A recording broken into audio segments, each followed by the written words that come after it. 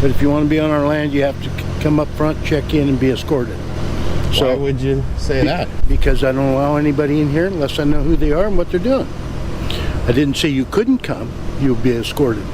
Oh, if you want to come around with me, that's fine. Yeah. But if you're leaving, then there's no problem. Oh, I'm not done yet. Well, then go up, check in the front office, tell them who you are, where you're from, and then we'll give you an escort. Oh, I don't identify. Doesn't matter. If you want to be here, I'll have to call police on you. I'm just asking you to come check in, and I'll give somebody to go with you. I didn't say you couldn't be on our property. We just don't allow access to anybody. On whose property? Ours, up here, the cities. It belongs to the public. Oh, yeah, okay, gotcha. Public. Yeah. I don't have a problem with that. It's just we don't allow people here unless we know who they are. Somebody could be doing wrong stuff back here that we have no idea. You could be spraying chemical poison on water pipes that we have no idea. Sure, yeah. So I'm just trying to protect everyone and give you access as well. Yeah, I mean, I could have F-18 Hornets circling overhead, getting ready to call for a bombing run on you, but we don't know. Before we even get into the first exchange, let's set the stage, because this case is about far more than a casual interaction on public property. What you're about to see is a textbook clash between authority and constitutional rights, where confidence, knowledge of the law, and calm composure completely flip the power dynamic. On one side, you have a city sergeant who believes control comes from a badge and rank.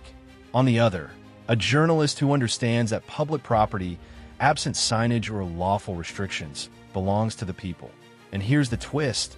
No crime is alleged, no detention is declared, and yet the pressure begins immediately. That want to do bad things to other folks. Well, I like to think, I mean, you're probably an astute individual that has the ability to read people pretty well. I probably don't come across as the evil overlord ready to annihilate the universe. You're not. So in that vein, like I said, I love being, first of all, an American, and I absolutely love my Fourth Amendment. I think it's one of the best things ever. I do too. So I just don't like to ID because you work for the government, and I just don't like IDing into the government. It's nothing personal, but at the same time, I just, want to finish my work and get back to it, so.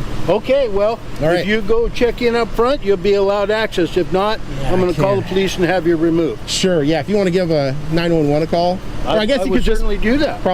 Have we not satisfied you with our services? Oh, I'm not a customer.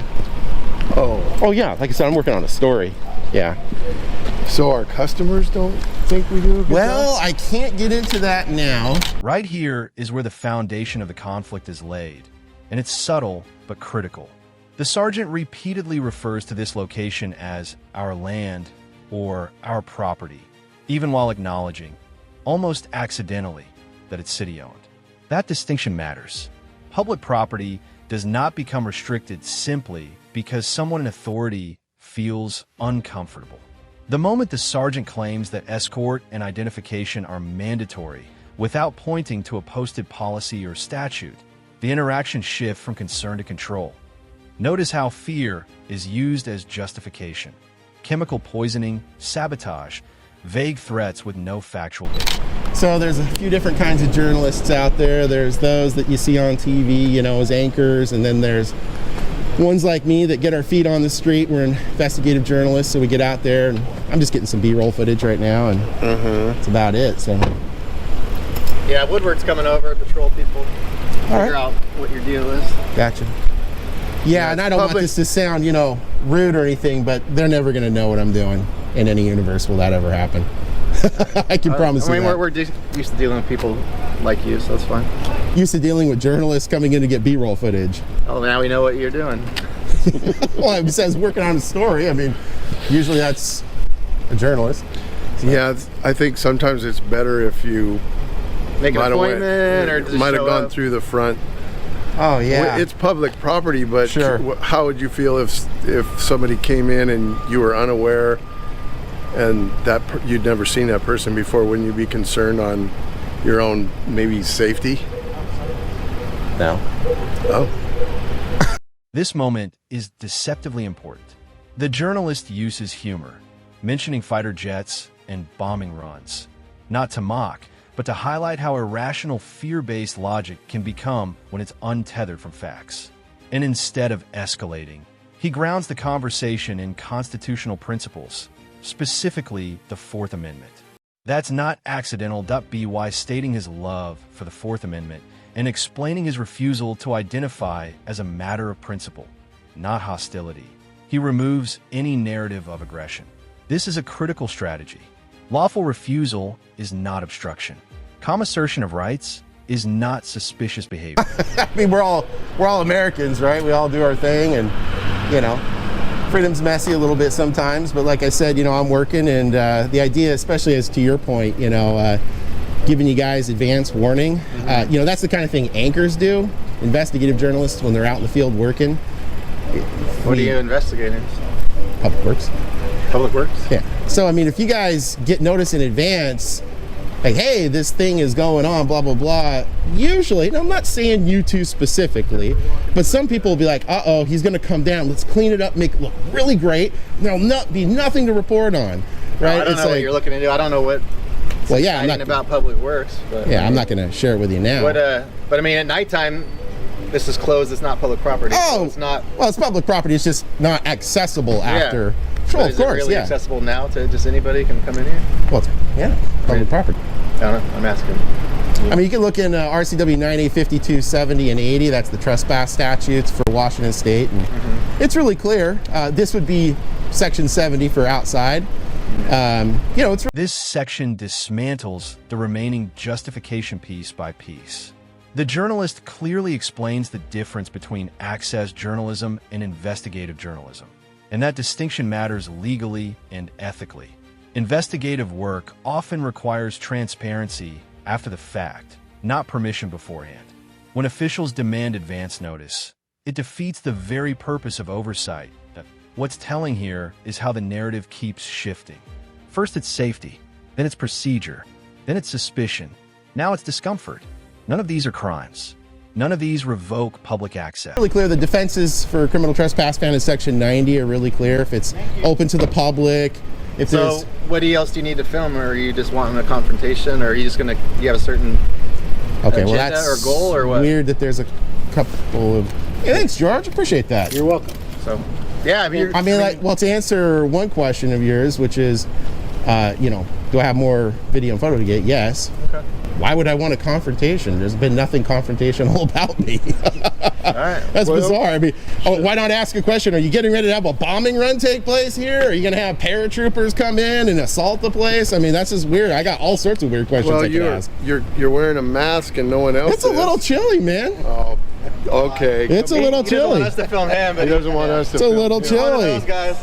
This guy will help you right here. Yeah, it's a little These chilly. two guys will help you. All right. Well, I'm going to go finish up. You guys have a good day.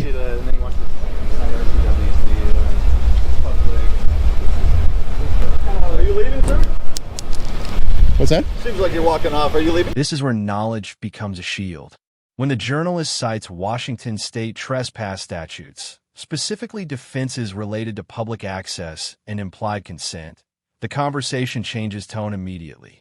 Law enforcement authority depends on law, not rank, not assumption, not discomfort. And once statutes enter the discussion, vague directives start to collapse. The journalist explains something crucial. Publicly accessible property creates implied consent unless clearly restricted. No signage, no closure, no crime, no lawful order to leave. No, I'm working. What kind of work?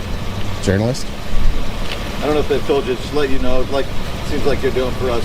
You are being recorded. Oh, sure. Yeah. Yeah. You don't have to let me know. I'm Watch Scott with Renton Police Department. Nice to meet you, Scott. Yeah. What's your name? Steve. I'm sorry? Steve.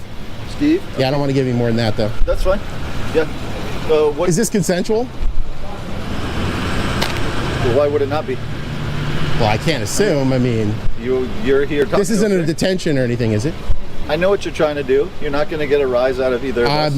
Look. Okay. If you So- guys just want to get in your cars and leave, we can call it good right now. I'm not looking for a confrontation. I'm not even looking to have a conversation with you. I'm just looking to finish my work. So what work are you doing?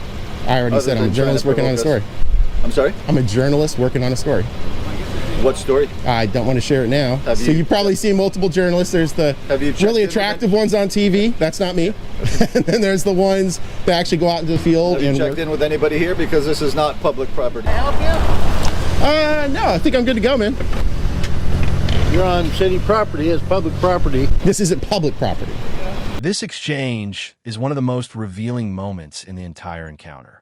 The sergeant attempts a delicate balancing act, issuing a directive without declaring detention or arrest.